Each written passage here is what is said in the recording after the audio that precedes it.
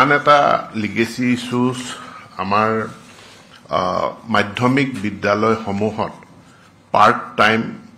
ICT instructor computer instructor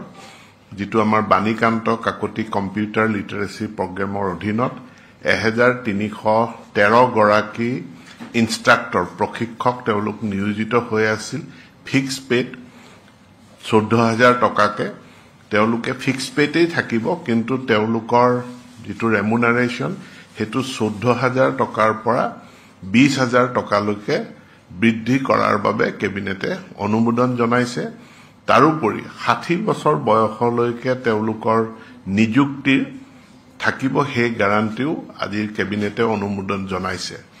উপৰঞ্চি ভাবে তেওঁলোকে অসম চৰকাৰৰ যি আপোন ঘৰ আৰু আপোন বাহন আঁচনি আছে সেই আপোন বাহন ঘৰ আঁচনিৰ সুবিধাখিনি তেওঁলোকে লাভ কৰিব